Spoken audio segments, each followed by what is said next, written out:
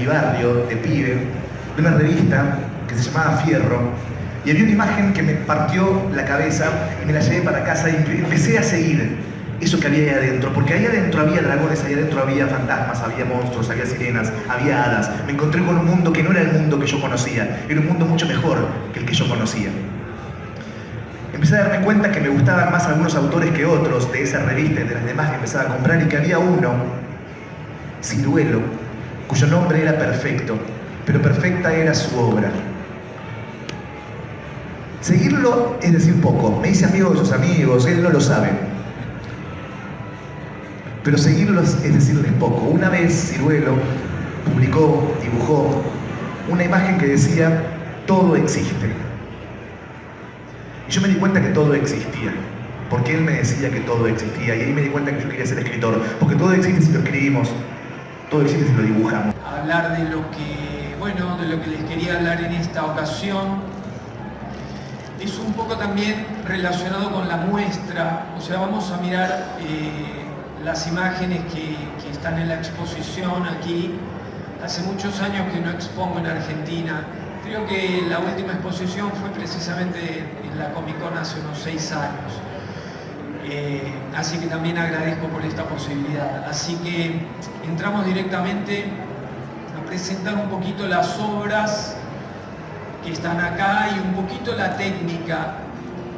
Hay algo que recurrentemente en las diferentes ferias en las que me muevo, que en general son en Estados Unidos y en Europa, porque yo vivo en Barcelona, hay algo que tengo que repetir, que me sorprende a mí que tenga que decirlo o repetirlo, y es que yo pinto con pinceles, con óleos y sobre tela. La mayoría de la gente que ve mis pinturas piensa que son digitales, están hechos con la computadora. Sobre todo los jóvenes, y tienen razón para pensar eso, porque en realidad el 99% de mis colegas lo hacen así. Hoy en día realmente es lo más normal, lo más común de ver. En mi caso, como decía, son pinturas hechas con pinceles, con óleos sobre tela en su mayoría. Si nos da tiempo vamos a ver, además de estos óleos, que son un poco los que presento acá, los que presento en la exposición son reproducciones, no son los originales. En muchos casos los originales están vendidos, porque esta es una de las cuestiones que me mantiene, vender originales a coleccionistas que les gusta este tipo de arte. Pero bueno, acá tenemos Dark Surion, que es uno de mis dragones más conocidos. La mayoría de la gente, por supuesto, los conoce de internet, que es donde el arte se propaga sin barreras. Es un dragón negro que está incluido dentro de un libro que yo escribí también, porque escribo, que se llama Hadas y Dragones, y es uno de los personajes, es el dragón negro, y después Hobsibawm, que vamos a ver a continuación, es el antagonista, es el dragón blanco. Lo que sí preparé son pequeños detalles muy ampliados de la misma pintura. Acá y quizás nunca puedan ver esta imagen así, estos detalles, porque no tengo la oportunidad de mostrarlo así. Bien, Hobsibawm, el dragón blanco. Este también es uno de los dragones más conocidos en internet. No solo conocido de mi obra, sino en general. Uno pone en cualquier parte del mundo dragones en Google y de los 10 primeros, 3 son míos. Y este es uno de ellos. Como decía, es un personaje dentro de la historia de Hadas y Dragones. Y es un dragón armonizador. Su trabajo dentro de la historia que escribí es armonizar la relación entre los seres humanos y los dragones, en este caso, de la historia. Y no solo de los dragones, sino de los seres humanos con respecto al resto de las especies que pueblan nuestro querido planeta. Vamos a ver un detalle también de Hobsbawm. Quizás puedan notar algunas pinceladas. Esto yo quería hacerlo justamente porque a este tamaño se ven ese tipo de detalles y también se ve lo que decía antes, el trabajo minucioso del pincel trabajado con mucho cuidado, ¿no? Que esta es una de mis obsesiones. Esta pintura, que se llama Tatooine, la hice a pedido de George Lucas, para quien trabajé en 7 ocasiones, que me fue llamando. Esta es una pintura también, óleo sobre tela, que la hice para un libro que se publicó de Star Wars en Estados Unidos y después en el resto del mundo, que fue una idea como un capricho de George Lucas para poder utilizar a aquellos artistas que a él le gustaban particularmente. Tenía una lista, entonces nos llamó a cada uno de nosotros y nos dijo: hagan una pintura libre sobre cualquier tema de Star Wars. En Tatooine hay dragones o reptiles que pueden ser montados por personas, entonces yo elegí esta escena y fue incluido dentro de este libro, que es un libro de lujo, muy caro y con el único propósito de que varios artistas que son los que George Lucas prefería, por así decir. Esta es una pintura libre que se llama Chintamani. Chintamani es una piedra mitológica de leyenda de los Himalayas que involucra unas historias también legendarias, por así decir, que es una piedra entregada por unos maestros del cosmos a los humanos.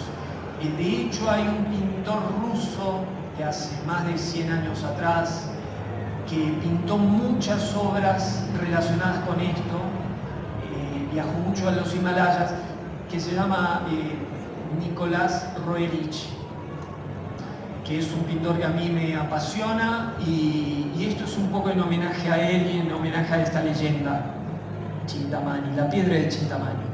Este es un detalle de un pequeño rincón de la pintura. Se ven un poco pinceladas, se ve la textura base.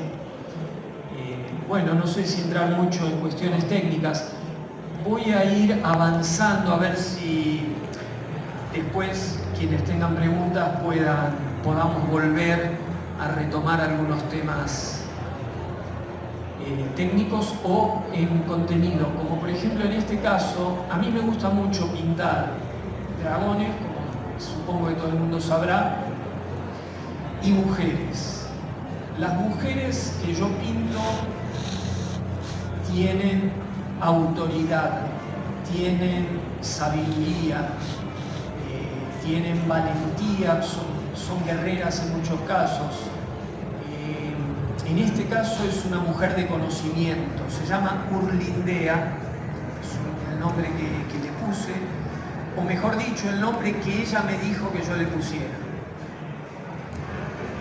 Como ven, las manos tienen tatuadas medio dragón cada mano, y en el momento en que ella hace este gesto, se completa la figura del dragón.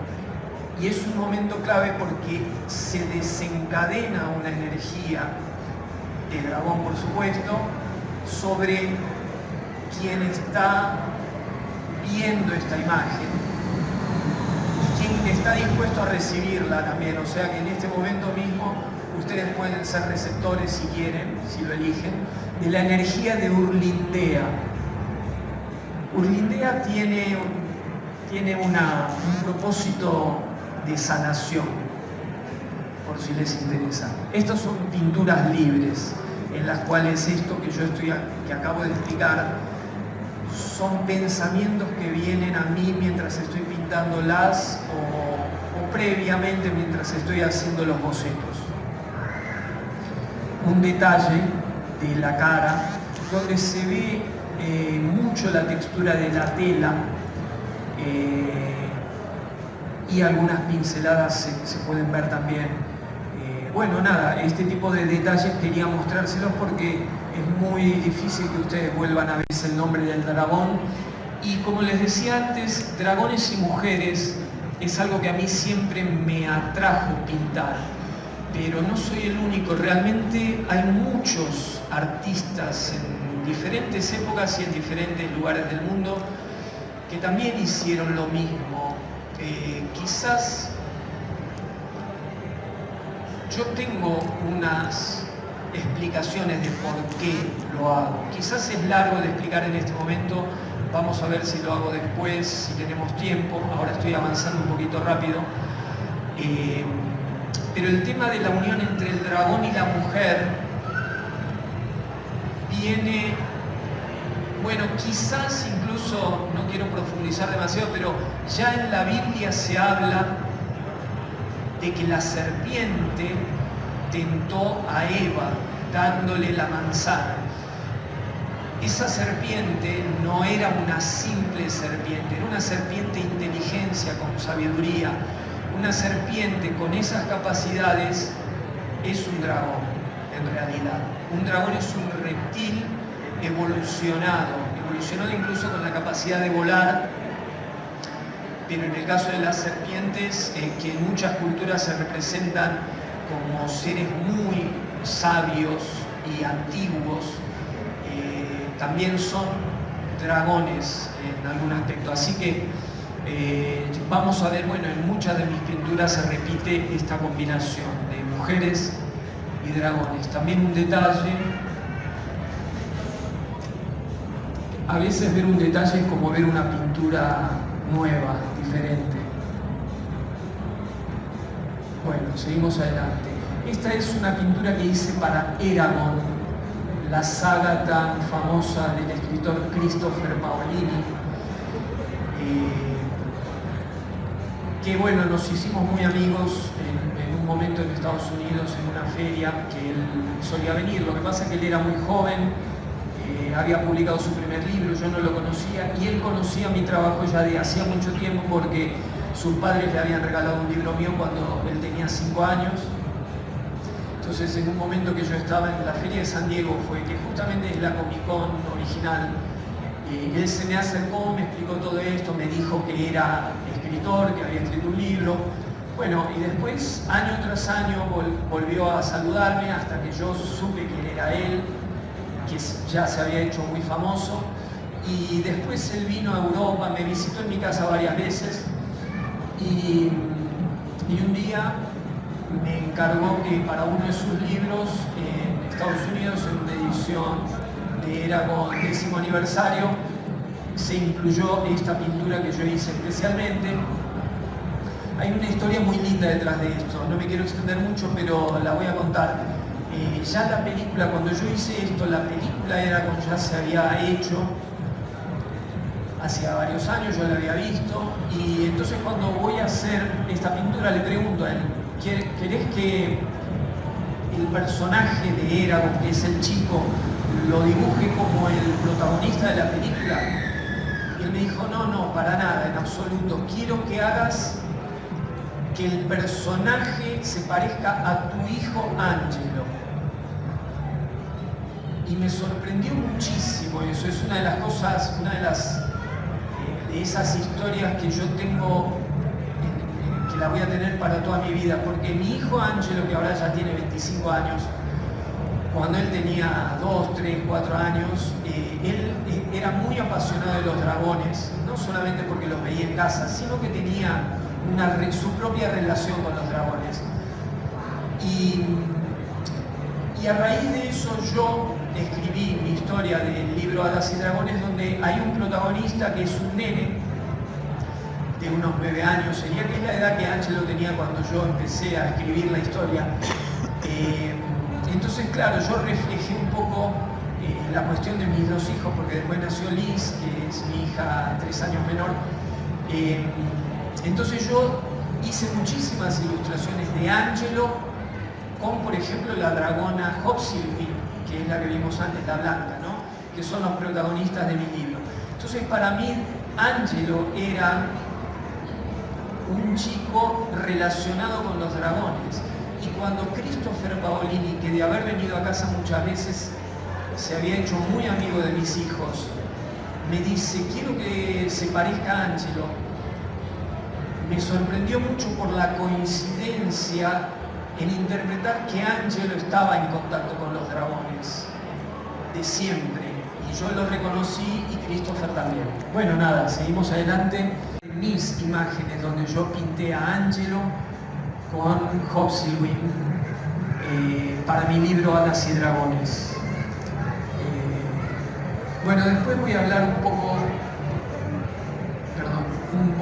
poco acerca de esa historia. Acá se ve un poco otra vez la relación de dragones con mujeres guerreras, amazonas. La historia que yo escribí para mi libro está situada en una América fantástica, precolombina. No la quise asociar a la historia con ninguna cultura concreta, pero sin embargo sí que se trasluce que están un poco representadas las culturas de mayas, aztecas, incas, tehuelches, mapuches. Ese era mi interés verdadero al escribir este libro, que principalmente se vendió y se vende en Estados Unidos y en Europa, que es donde yo más me muevo, y que es donde esta gente poco sabe de la tradición de los dragones precolombinos.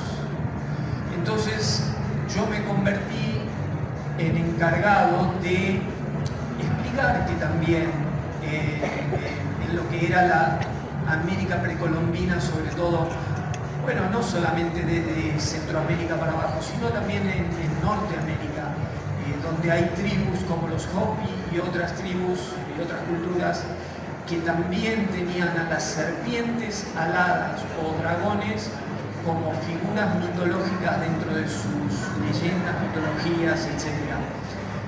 Entonces ese era el propósito para mí, para escribir esta historia, porque claro, todo lo que es fantasía épica en general está relacionado con la cultura germánica, cultura sajona, nórdica. Bueno, todo lo que Tolkien escribe parte de ahí, de la mitología nórdica, y yo quería aportar esta otra visión que si tuviéramos tiempo podríamos hablar mucho, porque les contaría cosas de Argentina que ustedes no saben. Seguramente hay una cultura que se llama la cultura aguada o cultura draconiana de La Rioja, Catamarca, que tenían mucha relación con los dragones. Pero bueno, las Amazonas, que es un pueblo que se conoce en la mitología griega como un pueblo de mujeres guerreras, y por eso viene el nombre Amazonas, viene de ahí, en realidad tiene mucho contacto con América. Cuando viene uno de los españoles conquistadores, Orellana,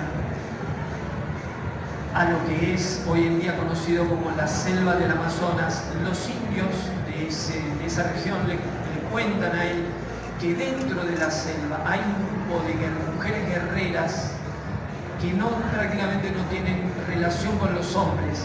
Entonces Orellana dice, son amazonas, porque claro, tenía la relación del nombre griego en su cabeza, como buen español que era.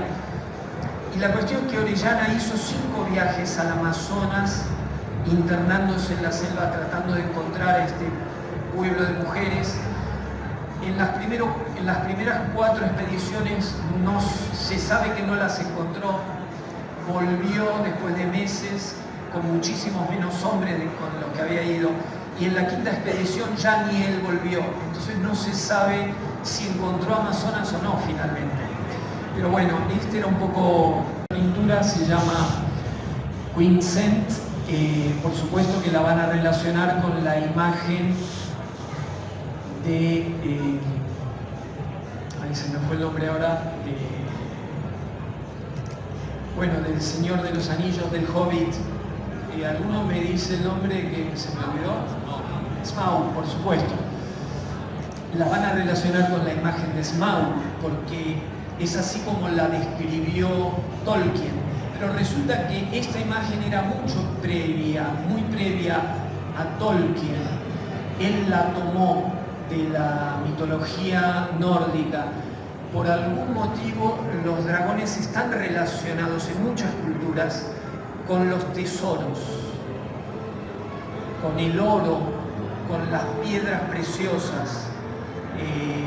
Claro, para los seres humanos lo que significa tesoro natural como el oro o las piedras preciosas fueron manufacturadas al punto de llevarlas a convertirlas en monedas de oro, que era una manera de darle un valor a un objeto que pudiera ser intercambiable, dinero.